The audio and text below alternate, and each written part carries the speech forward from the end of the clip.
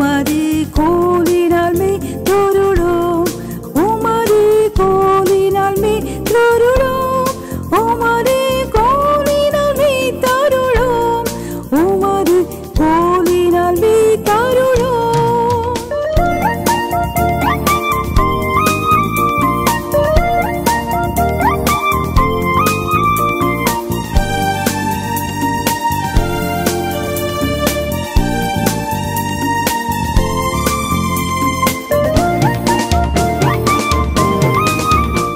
பிரியமானவர்களே, அந்த தேவனுடைய ஓத் என்மேல் ரொம்ப அருமையான சொல்.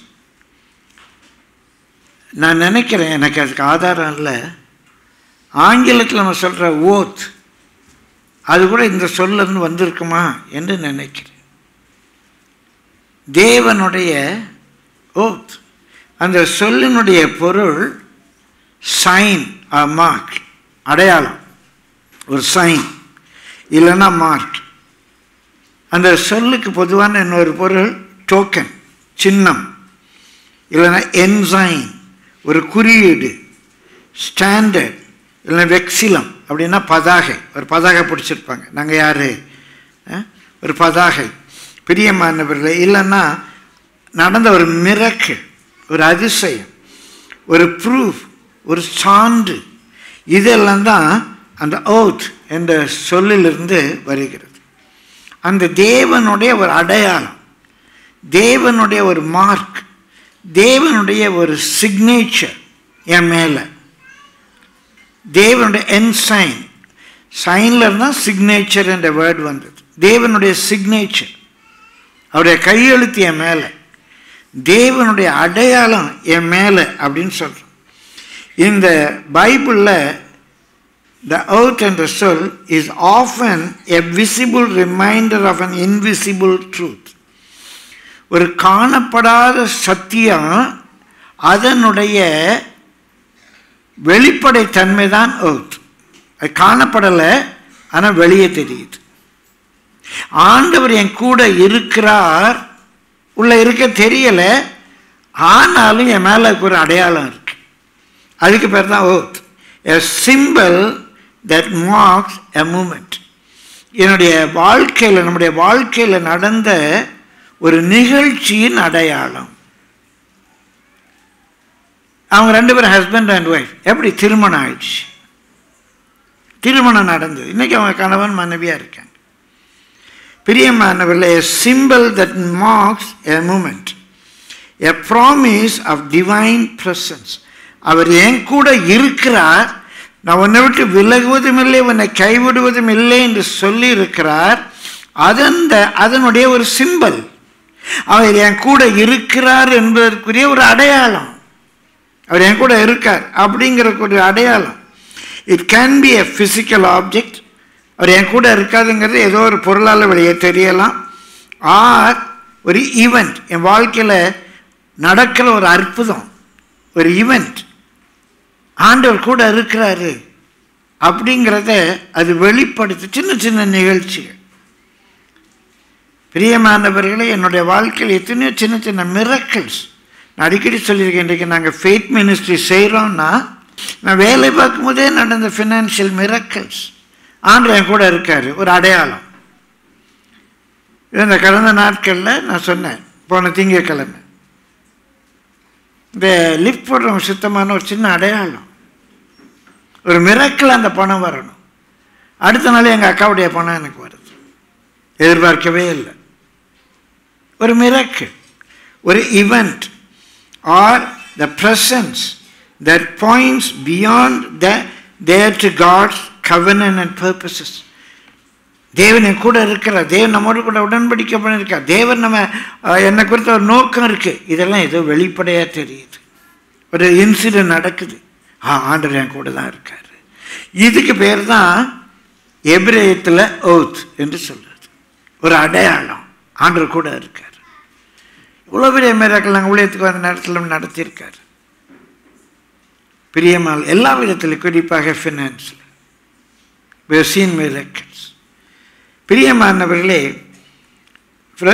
வேதத்தில் உள்ள சில மிரக்கிள், இந்த சைனை நான் காட்டுறேன். ஆதியாகமம் 9ஆம் அதிகாரம் 12-13 வசனங்களில் வானத்தில் அந்த வான வில்ல வைக்கிறார். The rainbow given to Noah. ஒரு அடையாளம் அப்படி பார்க்குறோம். இதான் முதல் முறை மழை பெய்திருக்கு, வானத்தில் வானவில் தெரியுது. ஒரு அடையாளத்தை தேவன் கொடுக்கிறார். பிரியமானவர்களே, இஸ்ரவேல் ஜனங்கள் எகிப்தை விட்டு பெறப்படும் போது யாத்திராகமம் 12-13 வாசிக்கிறோம், அந்த வீட்டு வாசலில் ஆட்டுக்குட்டி, பஸ்கா ஆட்டுக்குட்டியின் ரத்தத்தை தெளிங்க, சங்கார தூதன் உள்ளே வரமாட்டான். இது உங்களுக்கு அடையாளம். எந்தெந்த வாசலில் அந்த ரத்தம் தெளிக்கப்பட்டிருக்குதோ அந்த வீட்டுக்குள்ளே சங்கார தூதன் வரமாட்டான். இது உங்களுக்கு அடையாளம் அப்படின்னு சொல்கிறார். யாத்திராகமம் 31-13 வாசிங்க. எக்ஸடஸ் 31:13.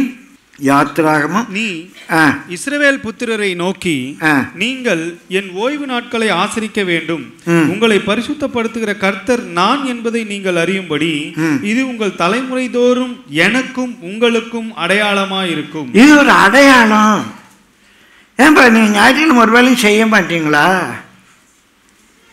ஏன் ஞாயிற்றுக்கிழமை இந்த மாதிரி இங்கே வெளியெல்லாம் வரமாட்டியா? ஏன்பா வரமாட்ட? ஞாயிற்றுக்கிழமை ஏன் வரமாட்ட? இல்லை ஓய்வு நாளில் ஏன் வரமாட்ட? இது ஒரு அடையாளம். அவரோட எனக்கு ஒரு கவர்னன்ட் ரிலேஷன்ஷிப் இருக்கு அப்படிங்கிறதுக்கு ஒரு அடையாளம். பிரியமானவர்களே, எனக்கும் அவருக்கும் உள்ள ஒரு ரிலேஷன்ஷிப்புக்கு வெளிப்பிரகாரமான ஒரு அடையாளம், ஒரு சைன். ஏன் நான் அப்படி பண்ணுறேன்? பிரியமானவர்கள், ஏன் நுனித்தோலை விருத்த சேதனம் பண்ண ஆபிரகாம்? ஆண்டவர் சொன்னார் பண்ணான். இப்போ அது அவன் சரீரத்தில் என்னதான் இருக்கு? ஒரு அடையாளமாக இருக்கு. அவன் சரீரத்தில் ஒரு அடையாளமாக இருக்கு. பிரியமானவர்களே, in a world that constantly seeks proof, God gives signs, not explanations. இந்த உலகத்தில் எல்லாத்துக்கும் ப்ரூஃப் கேட்குறாங்க. ஏசுகிட்ட போய் கேட்குறாங்க, நீ தேவனுடைய குமாரன் அப்படிங்கிறதுக்கு எங்களுக்கு ஒரு ப்ரூஃப் தரணும். அவர் சொல்கிறார், நான் செய்கிற இந்த மிராக்கிள்ஸ் இதே அடையாளமாக இருக்கு, வேற என்ன ப்ரூஃப் வேணும்? இது அடையாளம். மரித்தவர் உயிரோடு எழும்புறாங்க, முடவர் எழும்பி நடக்கிறாங்க, நீங்கள் என்ன அடையாளத்தை தேடுறீங்க அப்படின்னு கேட்குறாரு. ஸோ அது ஒரு அவுட்டர், இது மாத்திரமல்ல, அந்த கிரியைகளே அவர் செய்கிறதுக்கு அடையாளமாக இருக்குது. He gives us reminders. பிரியமான கர்த்தருடைய His present, faithful and activity involved in the human story. நம்முடைய வாழ்க்கையில் நடக்கிற அவருடைய கிரியைகள், சம்பவங்கள் எல்லாமே நமக்கு அடையாளமாக மாறுகிறது. பிரியமானவர்களே, இது ஒரு மேஜிக்கல் சிம்பிள் இல்லை. பிரியமான, it is a call to reminder. இது ஏதோ ஒரு மேஜிக் மந்திரம் செய்கிற மந்திரத்தில் வர்ற ஒரு சிம்பிள் இல்லை. ஒவ்வொரு முறை மழை பெய்யும் போதும் வானத்தில் வானவில் தோன்றுது, ஒரு ரிமைண்டர். தேவன் மனிதனோடு உடன்படிக்கை பண்ணியிருக்கிறார் என்ற ஒரு ரிமைண்டராக, அந்த உடன்படிக்கையினுடைய ரிமைண்டராக இருக்குது. பிரியமான கர்த்தருடைய பரிசுத்த நாமத்துக்கு மகிமை உண்டாவதாக. இதை ஒரு பரிசுத்தவான் சொல்றாரு, it invites us to align our everyday lives with divine rhythm and intention. இந்த அடையாளம் என்ன செய்தான்? It makes us to align our everyday lives with divine rhythm and intention. தேவனுடைய ரிதத்தோடு கூட. அவர் டொக்கு டொக்குன்னு நாம அதே டொக்கு டொக்கு, ஒரே ஹார்மனி. அவர் நில்லுன்னா நிற்கிறோம், போனால் போகிறோம். அவருடைய ரிதத்தோடு, இன்னும் அவர் நம்மை குறித்த நோக்கத்தோடு இணைவதற்கு இந்த அடையாளங்கள் பிரயோஜனமாக இருக்குது. இந்த அடையாளங்கள் பிரயோஜனமாக இருக்குது அப்படிங்கிறார். பிரியமானவர்களே, யாத்திராகமம் 13:9 வாசிங்க. கர்த்தரின் நியாயப்பிரமாணம் உன் வாயில் இருக்கும்படிக்கு இது உன் கையிலே ஒரு அடையாளமாகவும் உன் கண்களின் நடுவே நினைப்பூட்டுதலாகவும் இருக்க கடவது. இந்த மிராக்கிள்ஸ், கர்த்தருடைய பிரசன்ஸ், இதெல்லாம் நமக்கு ஒரு நினைப்பூட்டுதலாக, அதை பார்க்கும்போது, அந்த சம்பவத்தை நினைக்கும் போது ஆண்டவர் கைவிடலை.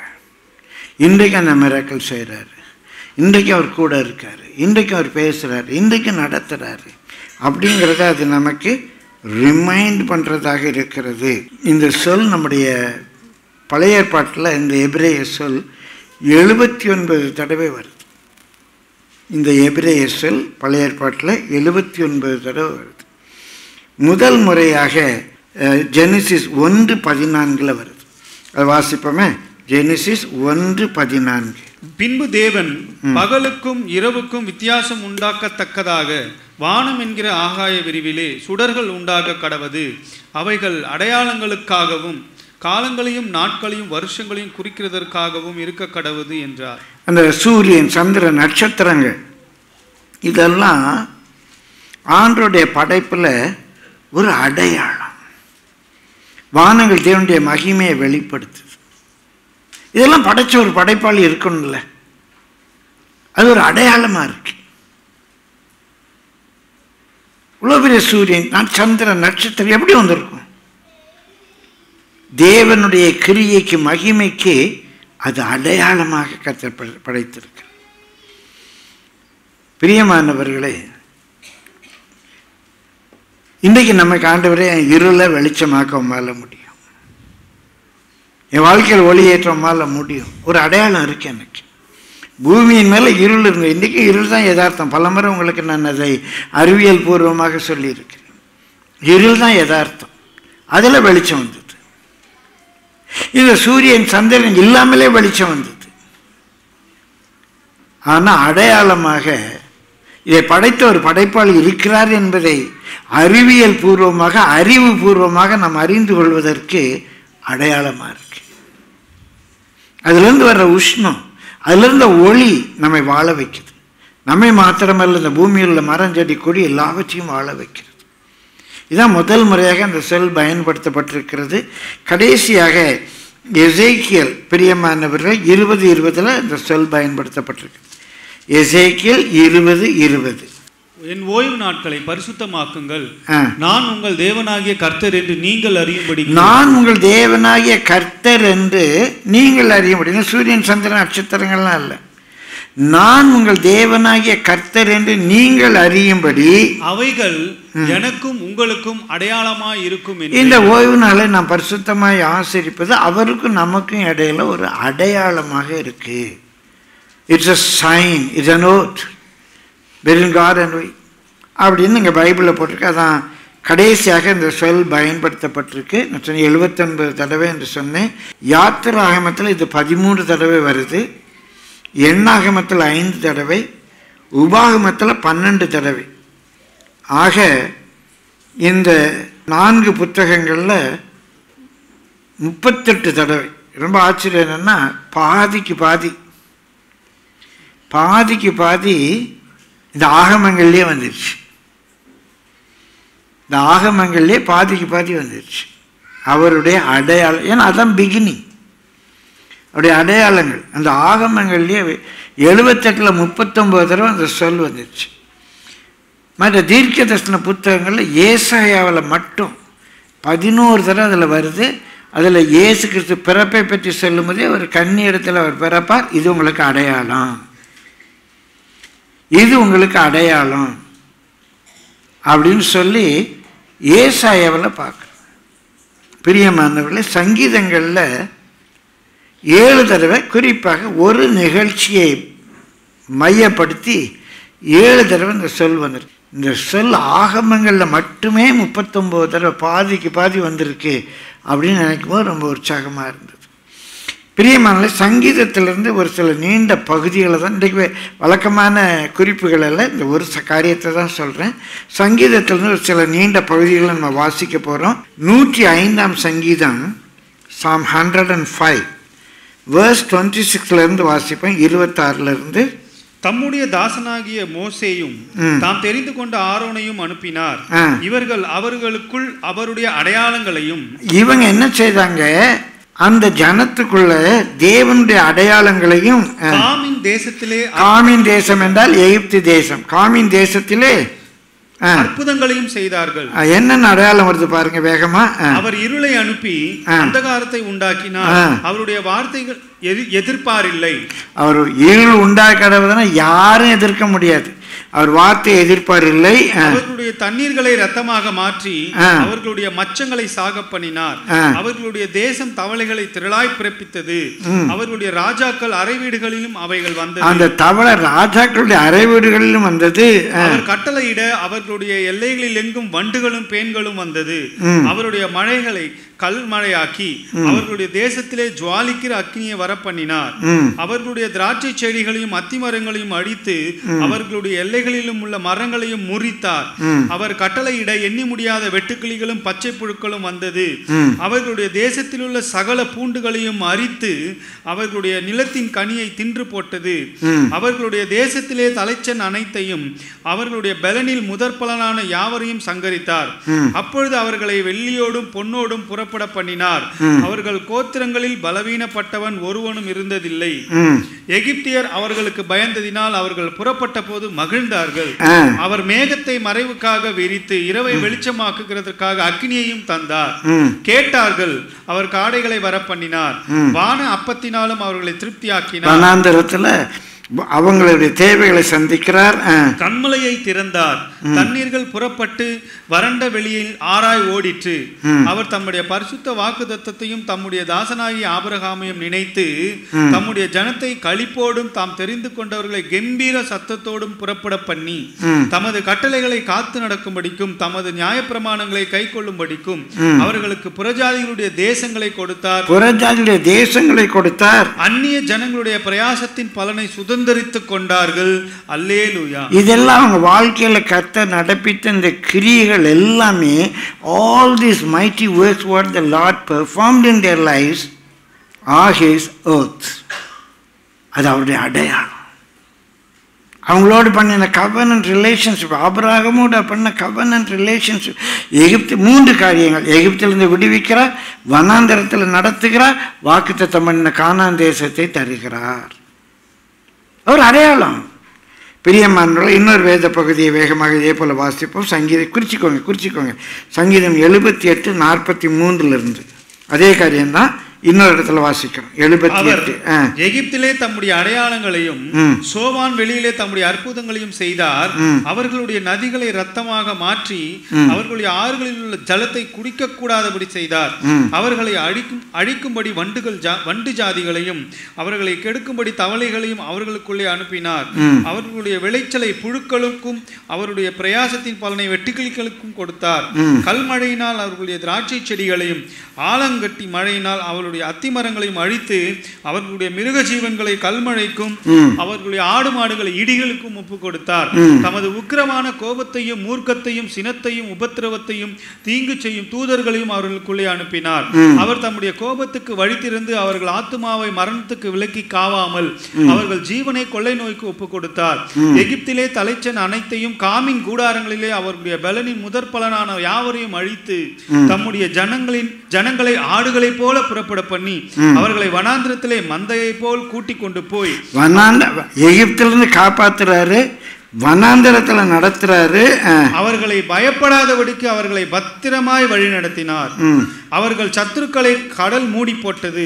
அவர்களை தமது பரிசுத்த ஸ்தலத்தின் எல்லை வரைக்கும் தமது வலதுகரம் சம்பாதித்த இந்த பர்வதம் மட்டுக்கும் அழைத்து கொண்டு வந்து வாக்குத்தத்தம் தேசத்துக்கு கொண்டு வர 3 காரியங்கள். அதே திரும்ப சொல்றார். வாசிங்க அடுத்த வசனம். அவர்கள் முகத்துக்கு முன்பாக ஜாதிகளை துரத்தி விட்டு தேசத்தை நூல் போட்டு பங்கிட்டு அவர்களுடைய கூடாரங்களில் இஸ்ரவேலின் கோத்திரங்களை குடியேற்றினார். பிரியமான கர்த்தருடைய பரிசுத்த நாமத்துக்கு மகிமை உண்டாகுது. நேற்று தியானிக்கிற 3 காரியங்கள். எகிப்திலிருந்து விடுவிக்கிறார், வனாந்திரத்தில் பாதுகாக்கிறார், வாக்குத்தத்தம் பண்ண ஆசீர்வாதத்தை தர்றாரு.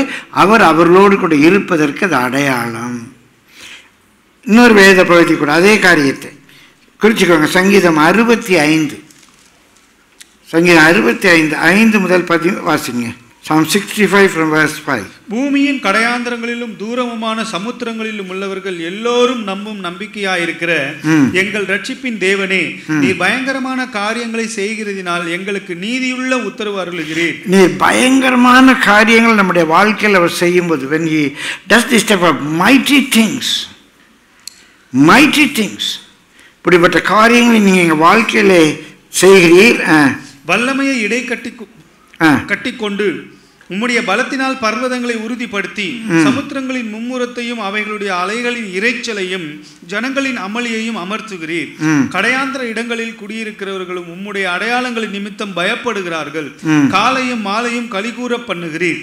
தேவரீர் பூமியை விசாரித்து உன் வீட்டில் என்ன தேவை இருக்கு, உனக்கு என்ன வேணும், உன் ஊழியத்துக்கு என்ன வேணும், பிசினஸ்க்கு என்ன வேணும், நீர் விசாரித்து அதற்கு நீர் பாய்ச்சுகிறீர். தண்ணீர் நிறைந்த தேவ நதியினால் அதை மிகவும் நம்முடைய வாழ்க்கையை தேவ ஆசீர்வாதத்தினால மிகவும் எல்லாத்தையும் விவரித்து சொல்ல நேரம் இல்லை, செழிப்பாக்குகிறார். இப்படி நீர் அதை திருத்தி அவர்களுக்கு தானியத்தை விளைவிக்கிறீர். அதன் வரப்புகள் தனியத்தக்கதாய் அதன் படைசால்களுக்கு தண்ணீர் இறைத்து அதை மழைகளால் கரைய பண்ணி அதன் பயிரை ஆசீர்வதி. நம்முடைய வாழ்க்கையை, நம்முடைய குடும்பத்தை, நம்முடைய தொழிலை, நம்முடைய ஊழியத்தை நம்மை ஆசீர்வதிக்கும்படியாச்சு பிளஸஸ். என்னென்ன செய்யணும், எதை திருத்தணும், எங்கே தண்ணீர் பாய்ச்சணும், என்ன செய்யணும், எந்த கட்டியை கரைய பண்ணணும், எல்லாரும் பார்த்துக்கிறார். பூமியை விசாரிக்கிறார். He takes care of our life. இதெல்லாம் அவர் நம்மோடு கூட இருக்கிறார் என்பதற்குள்ள அடையாளம். இந்த அடையாளம் நம்முடைய வாழ்க்கையில் காணப்படும். 16 வருஷம் தொடர்ந்து வாசிங்க. வருஷத்தை உம்முடைய நன்மையால் முடிசூட்டுகிறீர். உமது பாதைகள் நெய்யாய் பொழிகிறது. வனாந்தர தாவரங்களிலும் பொழிகிறது. மேடுகள் சுற்றிலும் பூரிப்பாய் இருக்கிறது. மேய்ச்சலுள்ள வெளிகளில் ஆடுகள் நிறைந்திருக்கிறது. பள்ளத்தாக்குகள் தானியத்தால் மூடி இருக்கிறது. அவைகள் கம்பீரித்து பாடுகிறது. பிரியமானவர்களே, அப்போ ஒரு பக்கம் விடுதலை, ஒரு பக்கம் பாதுகாப்பு, இன்னொரு பக்கம் தேனும் பாலும் ஓடுகிற ஒரு செழிப்பு, ஒரு ஆசீர்வாதம். இதெல்லாம் கர்த்தர் நம்ம மேல வைக்கிற அடையாளம், அவருடைய பலத்த கிரியைகள். Terrible mighty works. சைன் போடுறார், நான் கூட இருக்கேன். முத்திரை போடுற, ஐ ஆம் வித் யூ, ஐ ஆம் வித் யூ, நான் கூட இருக்கேன், நீ என் பிள்ளை, உனக்கு எனக்கு ஒரு கவர்னன்ட் ரிலேஷன்ஷிப் இருக்கு. என்னைக்கு நீ எனக்கு கீழ்ப்படிஞ்சு ஞானஸ்தானம் எடுத்தியோ அன்னைக்கு உனக்கு எனக்கு ஒரு உடன்படிக்கை இருக்குது. The time that you obeyed me in the what's of baptism, a covenant is established between you and I. உனக்கு எனக்கு இடையில் ஒரு உடன்படிக்கை உறுதிப்படுத்தப்பட்டிருக்கு. காட்டுற, நான் கூட இருக்கேன். Let come what may, let come what may, நான் கூட இருக்கேன். அதான் சிக்னேச்சர், அதான் oath, an ensign, பதாகை. தூக்கிப்படி ஆண்டு என் கூட இருக்காரு. பிரியமானவர்கள், இன்னொரு வேத பகுதி கூட சங்கீதம் 74 1 முதல் 23 வசனம் வாசிக்க நேரம் இல்லை. முதல் 4 வசனம் வாசிங்க. தேவனே, நீர் எங்களை என்றென்றைக்கும் ஏன் தள்ளிவிடுகிறீர்? உமது மேய்ச்சலின் ஆடுகள் மேல் உமது கோபம் ஏன் புகைகிறது? நீர் பூர்வ காலத்தில் சம்பாதித்த உமது சபையையும் நீர் மீட்டுக்கொண்ட உமது சுதந்திரமான கோத்திரத்தையும் நீர் வாசமாயிருந்த சீயோன் பர்வதத்தையும் நினைத்தருளும். ஒருவேளை நம்முடைய வாழ்க்கையில் நம்முடைய பிழைகள், குறைகள், மீறுதல்கள், அக்கிரமங்கள் இன்றைக்கு கர்த்தருடைய சமூகம் நம்மை விட்டு விலகி இருந்தாலும் இந்த வாக்கு தத்துவத்தை பிடித்து கொண்டு அவற்றை ஜெபிக்கணும். ஆண்டவரே நினைத்தருளும்.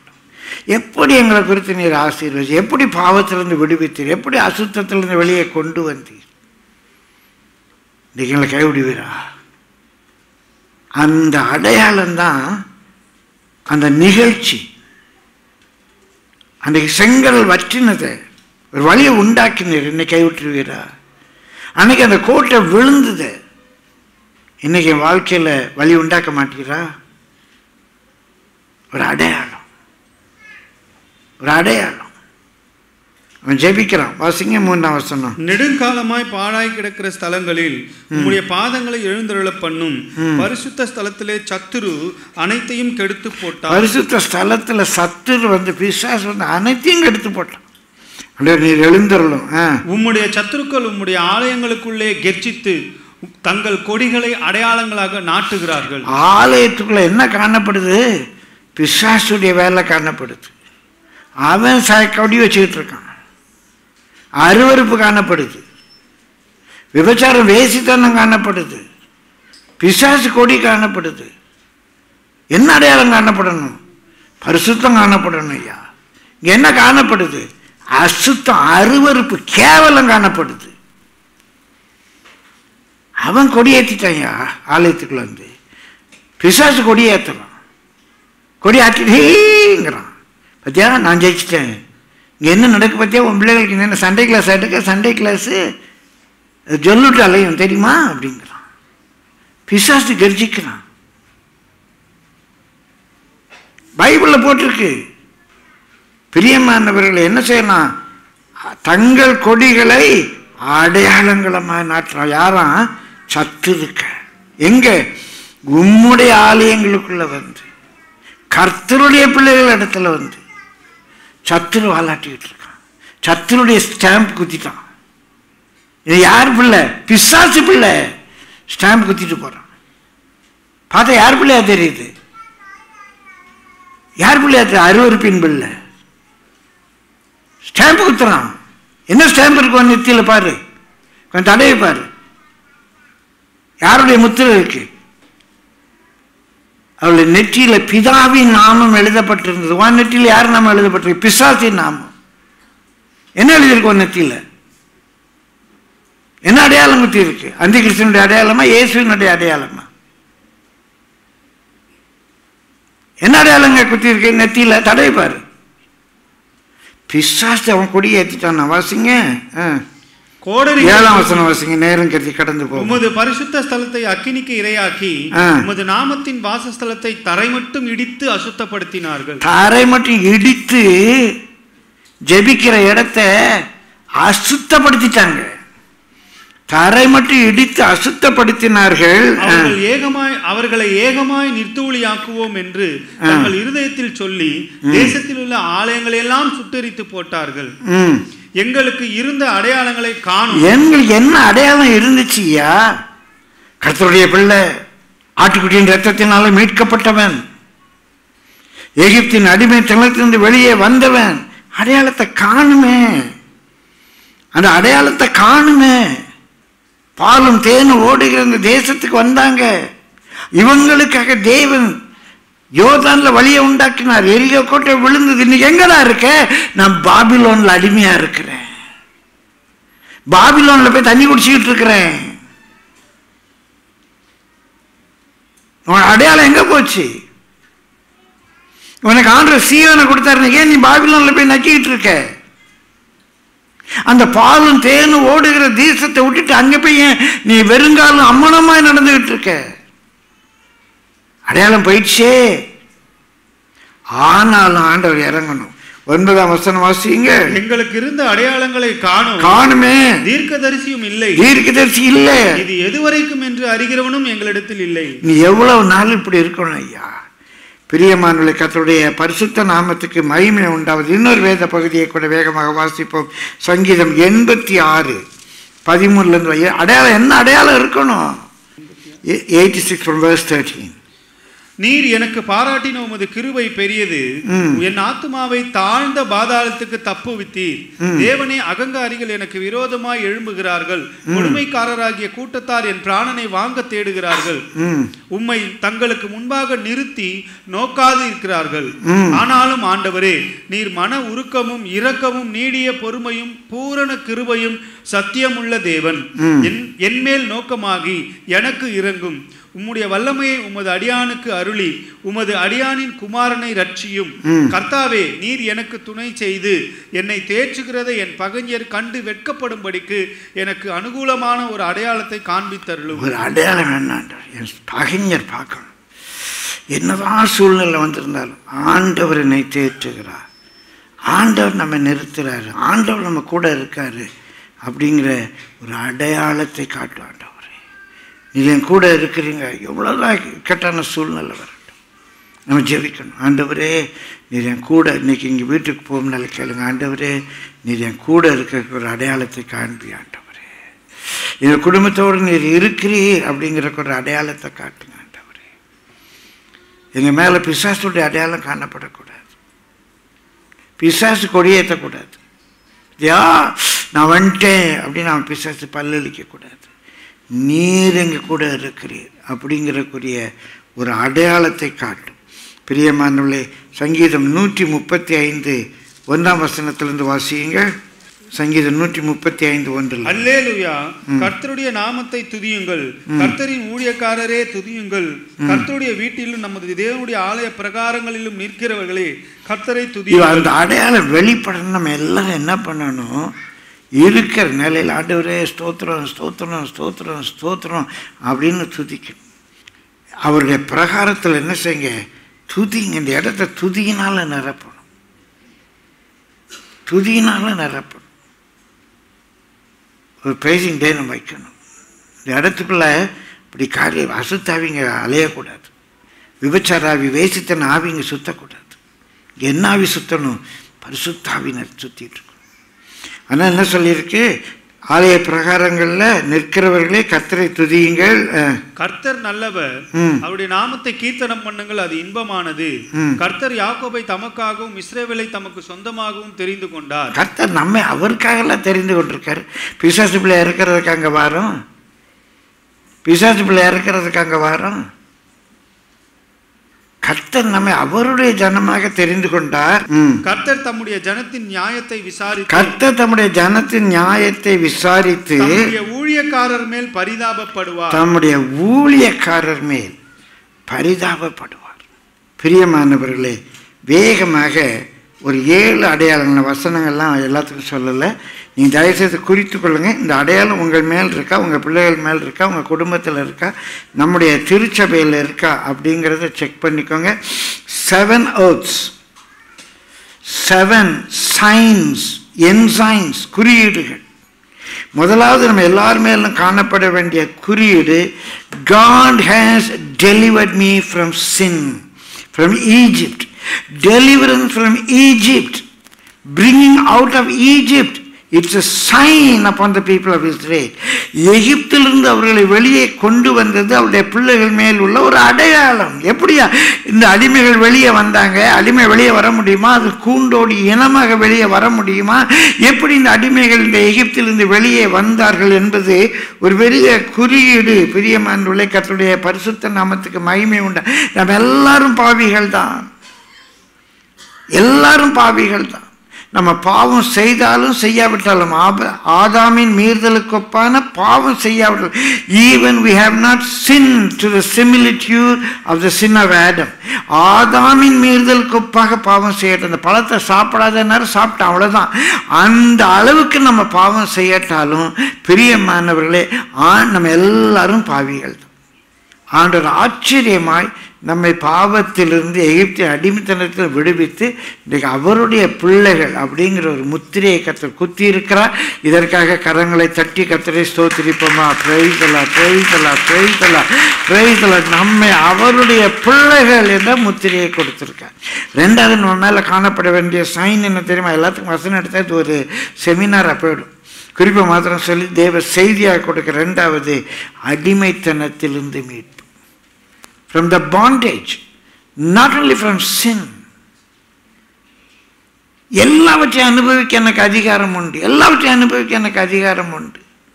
ஆனால் எல்லாம் எனக்கு தகுதியாராது, எல்லாம் எனக்கு தகுதியாராது. எல்லாத்தையும் செய்ய எனக்கு அதிகாரம் உண்டு. தகுதியா இருக்குமா? தகுதியாராது. எனக்கு ரைட் இருக்கு. பிரியமானவர்களே, என் கையில் ஒரு இது பிரேஸ்லெட் போட முடியாதா? போட நினச்சா போடல, என்ன அது வாங்க முடியாதா? நல்ல உலகப்பிரகாரம் வேலையில் இருக்கு, வாங்க முடியாதா? ஒரு விரல் என்ன 10 விரலில் கூட நான் மோதிரம் போடலாம். தகுதியாக இருக்குமா? நின்று இப்படி ஆட்டி ஆட்டி பேசணும், அப்படிதான் நல்லா இருக்குன்னு சிலர் நினைப்பீங்க. நம்ம போல் பாஸ்டர் மாறி விட்டார் அப்படின்னு சந்தோஷப்படலாம். யோசிச்சு தகுதியாக இருக்குமா? எனக்கு எல்லாவற்றையும் அனுபவிக்க எனக்கு அதிகாரம் உண்டு. ஆனால் எல்லாம் தேவனை மகிமைப்படுத்துறார். எல்லாவற்றையும் அனுபவிக்க எனக்கு அதிகாரம் உண்டு. ஒன்றுக்கு நான் அடிமைப்பட மாட்டேன். ஒரு ஜெயஜீவியம் வேணும். பிரியமானவர்களே, எத்தனையோ பேர் குடியிலிருந்து விடுதலை, மது போதையிலிருந்து விடுதலை, எத்தனையோ பாவங்கள்லேருந்து விடுதலை. என்னுடைய வாழ்க்கையில் நான் சொல்லுவேன் சாட்சியாக, சினிமா பைத்தியமாக இருந்தேன். ஒரே நாள் கர்த்தர் மாற்றினார், ஒரே நாள் கர்த்தர் மாற்றினார். இப்போ மொபைலில் பார்க்க முடியாதா? ஹோட்டலில் போய் தங்குறேன், நல்ல பெரிய பெரிய டிவியாக வச்சுருக்காங்க, உட்காந்து அங்கே பார்த்துட்டு இருக்க முடியாதா? பிரியமா இல்லை? ஐயோ பார்க்கணும் ஆசைப்பட்டு பார்க்காம இருக்கேன்னா இல்லையே. கர்த்தர் விடுவிச்சிட்டார். உங்கள் வாழ்க்கையில் கர்த்தர் உங்களை விடுவித்தாருங்கிற ஸ்டாம்ப் இருக்கணும். பாவத்திலிருந்து நான் ரட்சிக்கப்பட்டேன், இயேசுவை ஏற்றுக்கொண்டார், நான் இயேசுடைய பிள்ளை ஆயிட்டேங்கிற அதிகாரம், அந்த அடையாளம் ரெண்டாவது எதில் காணணும்? இந்த தீய பழக்க வழக்கங்கள்லேருந்து நான் விடுதலை ஆயிட்டேன், குடியிலேருந்து விடுதலை ஆயிட்டேன், சினிமா பைத்தியத்துலேருந்து விடுதலை ஆயிட்டேன். இன்னும் உங்களுக்கு சினிமா பைத்தியம் இருக்கா? மொபைலில் உட்காந்து சினிமா பார்க்கிங்களா? வீட்டில் உட்காந்து டிவியில் சினிமா பார்த்துட்ருக்கீங்களா? இல்லை சினிமா மாதிரி இருக்க நாடகம் பார்த்துட்ருக்கீங்களா? விடுதலை இல்லையே. என்ன அடையாளம் இருக்குது? சினிமா பார்க்குற அடிமைங்கிற அடையாளம் இருக்குது, சினிமா பைத்தியங்கிற அடையாளம் இருக்குது. என்ன ஸ்டாம்ப் இருக்கு? விடுதலை ஆயிட்ட ஸ்டாம்ப் இருக்கா?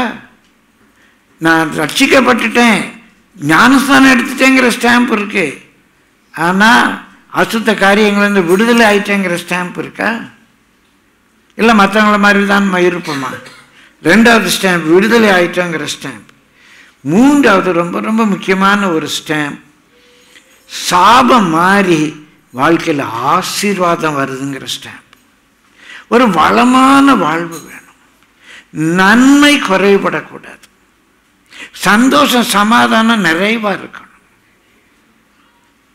நிம்மதி இருக்கணும், ஆத்ம பாரமே இல்லாமல், அழிந்து போகிற ஆத்மாக்களை குறித்த பாரமே இல்லாமல், ஐயோ நான் ஓடினது பிரயாசப்பட்டது வீணாக பயிரக்கூடாதுங்கிற ஒரு வேதனையே இல்லாமல், வேறு எந்த வேதனையும் நம்ம வாழ்க்கையில் இருக்கக்கூடாது. அது ஒரு அடையாளம், ஸ்டாம்ப். பிரியமானவர்கள், எனக்கு 23-24 வயசு இருக்கும். என் திருமணத்துக்கு முன்பாக நான் வேலை பார்த்த ஒரு பெரிய பள்ளிக்கூடம், அதனுடைய நிறுவனர் ஒரு உலகம் போற்றும் கல்வியாளர்.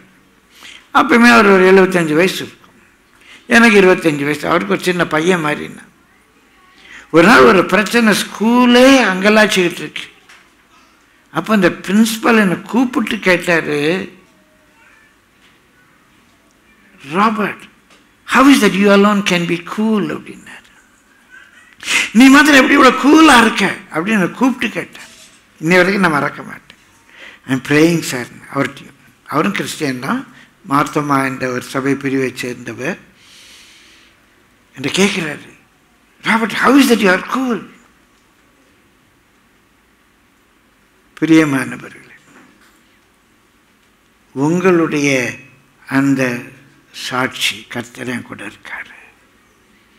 என் வாழ்க்கை சாபத்தின் வாழ்க்கை இல்லை. எத்தனை தீமைகள் வரட்டும், எல்லாம் நன்மையாக முடியும்.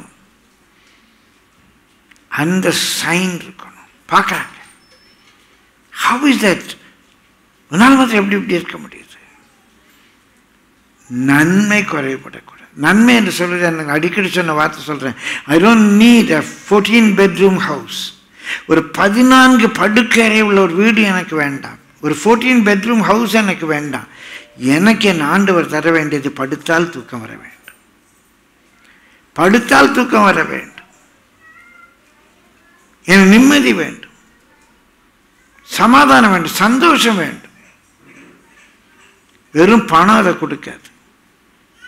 கோடி கோடியாக சம்பாதிச்சுட்டு ஏன் தற்கொலை பண்ணுறான்? நம்முடைய வாழ்க்கை கர்த்தரால் ஆசீர்வதிக்கப்பட்ட வாழ்க்கைங்கிற ஸ்டாம்ப் இருக்கணும்.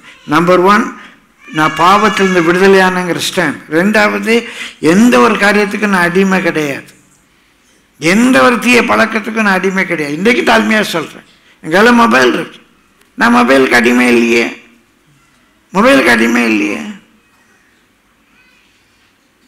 எப்படி முடியுது? சினிமாவுக்கு அடிமை இல்லையே. மூன்றாவது, வாழ்க்கை ஆசீர்வாதமாக இருக்கணும். நான்காவது, நம்முடைய ஸ்டாம்ப் என்ன தெரியுமா? பரிசுத்த வாழ்வு. பரிசுத்தம், எல்லாம் எங்கும் கர்த்தருக்கு பரிசுத்தம். பரிசுத்தம் பரிசுத்தம் என்ற சொல் பலமுறை விளக்கிட்டு ஒரு முறை சொல்கிறேன், separated from, set apart, sanctified. கர்த்தருக்காக பிரித்தெடுக்கப்பட்டிருக்கிறேன், அதற்குரிய ஒரு அர்ப்பணம் இருக்குது, அதற்கேற்ற சுத்தாங்கம் இருக்கும். நம்மை பார்க்க நம்ம நெற்றியில் எழுதி ஒட்டணுமா அடையாளம்?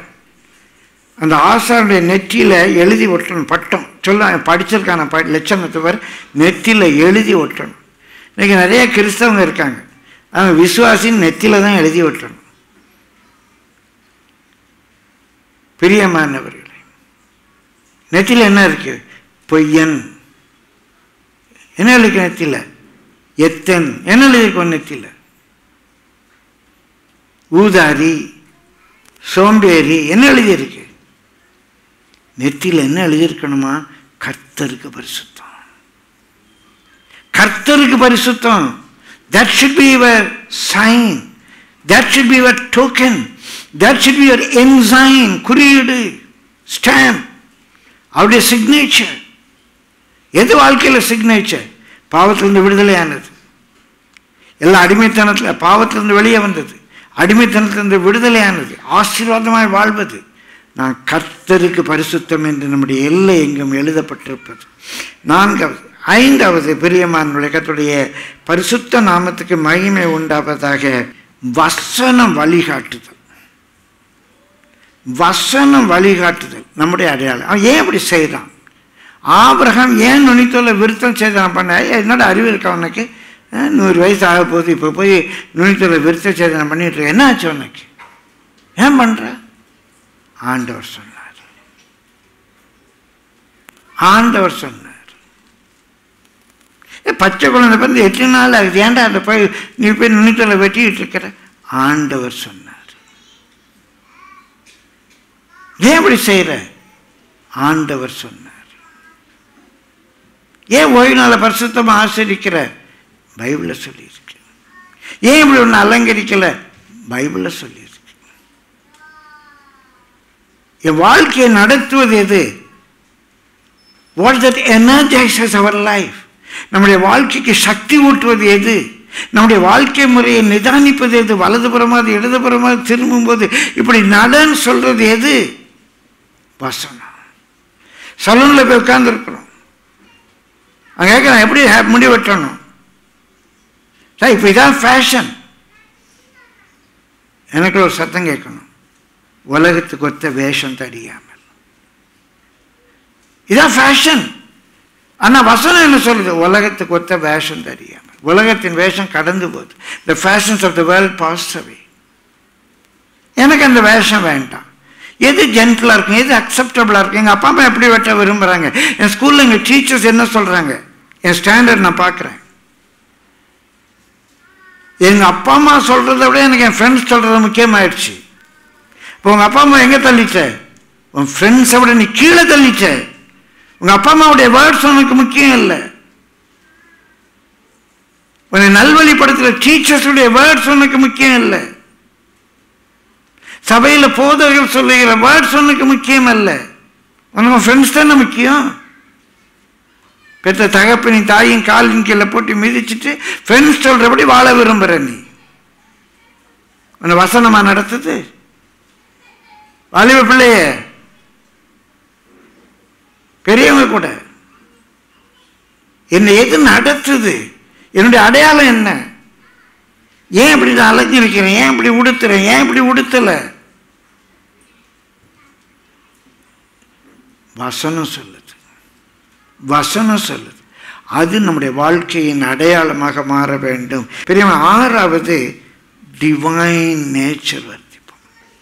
இந்த வசனம் வழிகாட்ட வழிகாட்ட வழிகாட்ட பேதுரு எழுதுற வசனங்கள் எடுக்க எல்லாத்துக்கும் வசனம் இருக்கு, சொல்ல நேரம் இல்லை. பேதுரு சொல்றாரு, திவ்ய சுபாவத்துக்கு பங்குள்ளவர்களாக, பார்ட்டேக்கர்ஸ் ஆஃப் டிவைன் நேச்சர். எனக்கு அதில் ஒரு பங்கு இருக்கு. I'm a shareholder. எதுக்கு?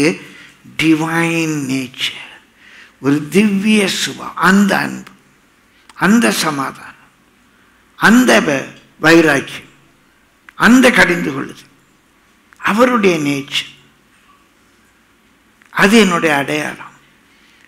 உலகத்துக்கு ஒளியா இருக்கிறோம், உலகத்துக்கு உப்பா இருக்கிறோம். நம்ம இருக்கிற பகுதியில் கவரை அறிகிற அறிவின் வாசனை வீசும். அந்த ஸ்மைல் இருக்கு. டிவைன் நேச்சர் நம்முடைய அடையாளமாக மாறுகிறது. அவரை நெருங்கி வர வர வர வர டிவைன் நேச்சர் நம்முடைய அடையாளமாக மாறுகிறது. இப்போ டிவைன் நேச்சர் நம்முடைய அடையாளமாக மாறும்போது என்ன நடக்குது? பிரியமான கடைசியில் 7வது குறிப்புக்கு ஒரு வசனம் வாசிப்போம். கலேஷியன் 6:17. கலாத்தியர் 6:17. கலாத்தியர் 6:17 வாசி. ஒருவனும் எனக்கு வருத்தம் உண்டாக்காதிருப்பானாக, கர்த்தராகிய இயேசுவினுடைய அச்சடையாளங்களை நான் என் சரீரத்திலே தரித்து கொண்டிருக்கிறேன். I bear in my body the marks of the Lord Jesus. The marks of the Lord Jesus. அதான் சில சொல்லுவாங்க, அவர் கையிலெல்லாம் காயம் காணப்பட்டுச்சு, அப்படிலாம் ஒன்றும் இல்லை. கிறிஸ்துடைய லைஃப் ஸ்டைல் என் லைஃப் ஸ்டைலில் மாறிடுச்சு. வெறும் டிவைன் நேச்சர் மாத்திரமல்ல, பிரியமானவர்களே, இயேசு சொன்னார், என்னை கண்டவன் பிதாவை கண்டான். இயேசு கிறிஸ்து உலகத்தில் இருக்கும்போது ரொம்ப முக்கியமான ஒரு வசனம், எனக்கு ரொம்ப பிடிச்ச ஒரு வசனம், எபிரேயர் ஹீப்ரூஸ் சாப்டர் 1:3 வாசிங்க.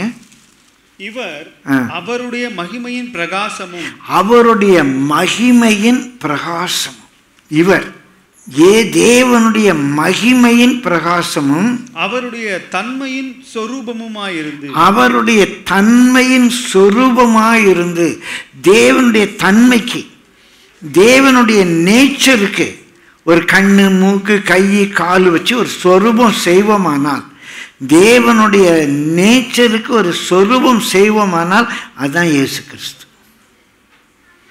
அவருடைய தன்மையின் சொரூபமாயிருந்தார். அதனால தான் வாசிக்கிறோம் 2 கொரிந்தியர் 4:6 வாசிங்க.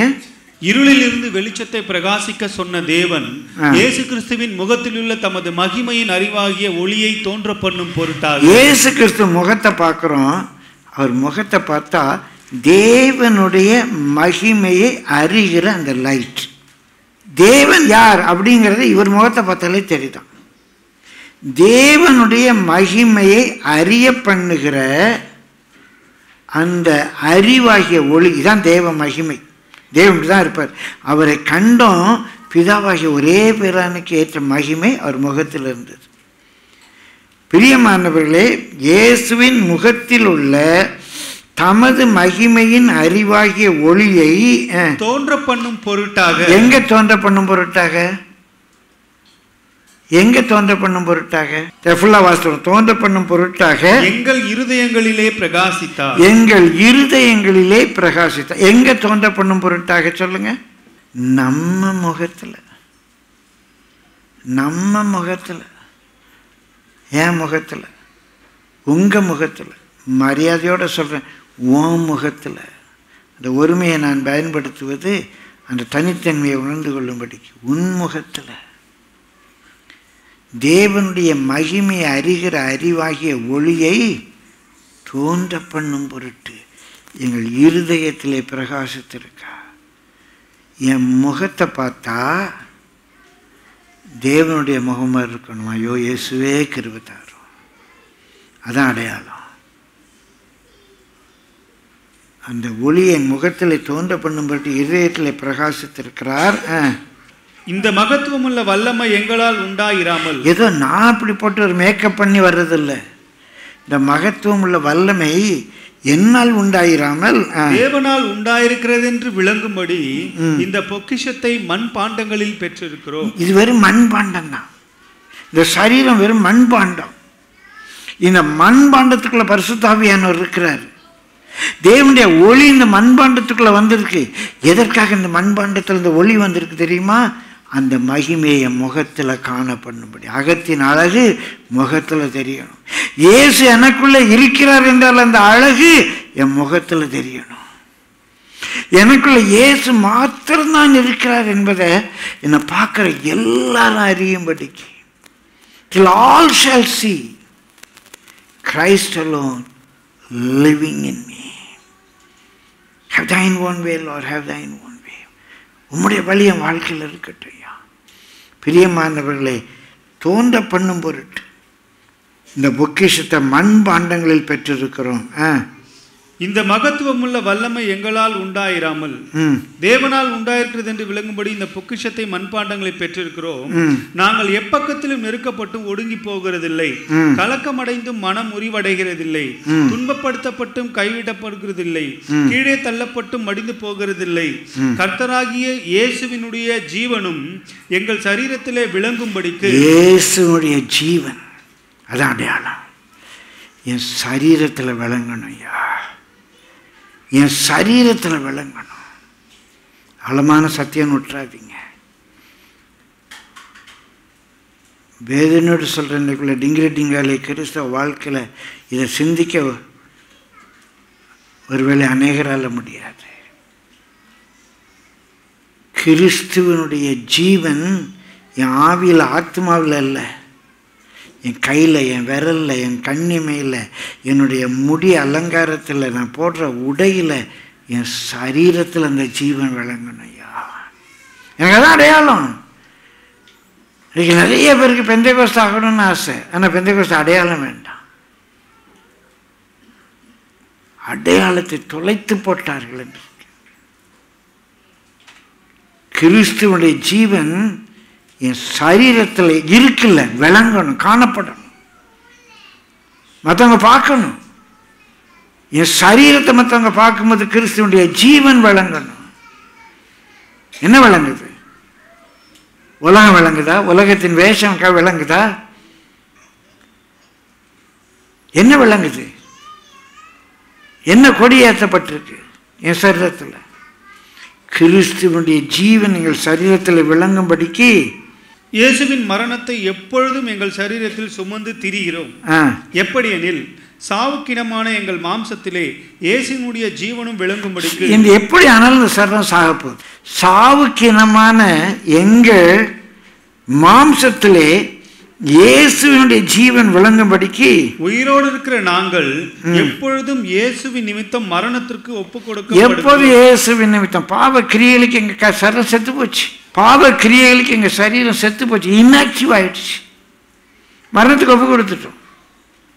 எங்க சரீரத்தில் என்ன விளங்கணும்? கிறிஸ்துவினுடைய ஜீவன் விளங்கணும். அது எனக்கு சைன், அது என்னுடைய சைன். என்னுடைய பார்வை, நடை, உடை, பேச்சு, வார்த்தை, செய்க, பாடுபடுறது எல்லாம் எல்லாம் எல்லாம் என்னில் கிறிஸ்து விளங்கணும். பிரியமான கிறிஸ்துவுக்குள்ளாக தாழ்த்தி சொல்றேன். ஒரே ஒரு வசனம் நினைவுக்கு ஒரு வாசித்து உங்களோடு சேர்ந்து ஜெபிக்க விரும்புகிறேன். வாசியுங்கள். யோவான் 17ஆம் அதிகாரம் 22ஆம் வசனம். நாம் ஒன்றாயிருக்கிறது போல இயேசுவும் தேவனும் இருவராய் இராமல் ஒருவராய் இருக்கிறார். அவன் ஒரே ஒன்று ஐக்கியமா இருக்காங்கன்னு அர்த்தம் இல்லை. They are one. God and Jesus are not two. God and Jesus are one. அவர்கள் ஒன்றாய் இருக்கிற போல், நீரும் நானும் ஒன்றாய் இருக்கிறது போல அவர்களும் ஒன்றாய் இருக்கும்படி. அவர்களும் we all are one with God. அவர் வெளிப்படும் போது அவர் இருக்கிற வண்ணமாக அவர் தரிசிப்பதினால் அவருக்கு ஒப்பாய் இருப்போம் என்று அறிந்திருக்கிறோம். அவருக்கு ஒப்பாய் இருப்போம். நீரும் நானும் ஒன்றாய் இருக்கிறது போல அவர்கள் எல்லாரும் நம்மோடு ஒன்றாய் இருக்கும்படி. நம்ம எல்லாரும் ஒன்று. தேவன், இயேசு, நான் ஒன்று. தேவன் வேற, இயேசு வேற, நான் வேற அல்ல. நான் அவரோடு ஒன்றாய் இருக்கும்படி நீர் எனக்கு தந்த மகிமையை நான் அவர்களுக்கு கொடுத்தேன். நீர் எனக்கு தந்த மகிமையை நான் அவர்களுக்கு கொடுத்தேன். ஒரே ஒரு சின்ன காரியம் தம்பி செல்வம், ஒரு நிமிஷம். இப்போ எனக்கு ஒரு மகிமை இருக்கு, ஒரு க்ளோரி. எனக்கு இருக்கிற க்ளோரியை அப்படியே நான் தம்பி கௌசிக் கொடுத்துட்டேன். இவன் நானும் கௌசிக்கும் ஒன்றா இருக்கும். நாங்கள் 2 பேர் இல்லை, ஒரே க்ளோரி. நான் அவர் ஒன்றா இருக்கும். தேவனும் இயேசுவும் நீர் எனக்கு தந்த, நாம் ஒன்றாயிருக்கும்படி நீர் எனக்கு தந்த மகிமை. தேவனுடைய கேரக்டரிஸ்டிக்ஸ் எல்லாம் இயேசுக்கு இருக்கு. இப்போ என்ன செய்கிறார் இயேசு? இவருக்கு தேவன் தந்த அந்த மகிமையை அவருக்கு கொடுக்கிறார். என்னுடைய மகிமை இவர் மேலே இருக்கு, அதே மகிமை அவருக்கு கொடுக்குறாரு. இப்போ நாங்கள் 3 பேரும் வித்தியாசமாக இல்லாமல் நாங்கள் 3 பேரும் ஒன்றாக மாறுகிறோம். அதைத்தான் அங்கே சொல்கிறாரு, நீரும் நானும் ஒன்றாக இருக்கும்படி நீர் எனக்கு தந்த மகிமையை அவர்கள் நம்மோடு ஒன்றாயிருக்கும்படி அவர்களுக்கு கொடுத்துட்டேன். தேங்க்யூ தம்பி. அந்த வசனத்தை திரும்ப வசிங்க, நல்லா புரியும். 17:22. நாம் ஒன்றாய் இருக்கிறது போல அவர்களும் ஒன்றாய் இருக்கும்படி, அவர்களும் நம்மோடு ஒன்றாய் இருக்கும்படிக்கு நீர் எனக்கு தந்த மகிமையை நான் அவர்களுக்கு கொடுத்தேன். இப்ப 3 பேருக்கும் ஒரே மகிமை, 3 பேருக்கும் ஒரே மகிமை. பிரியமானவர்களே, இயேசுவின் நாமத்தில் தாழ்மையாக சொல்றேன், என்னுடைய அடையாளம் கிறிஸ்துவின் சாயல். அந்த அச்சு அடையாளங்களை என் சரீரத்தில் நான் தாங்கியிருக்கேன். என் சரீரம் உலக வேஷத்துக்கு அல்ல, என் சரீரம் கிறிஸ்துவை வெளிப்படுத்த வேண்டும், கிறிஸ்துவின் மகிமையை வெளிப்படுத்த வேண்டும். இவெல்லாம் எல்லாரும் எளிமையை நின்று கேட்போம், ஆண்டவரே இந்த அடையாளம் எங்கள் மேலே காணப்படட்டும் ஐயா, இந்த அடையாளம் எங்கள் மேலே காணப்படட்டும் ஆண்டவரே.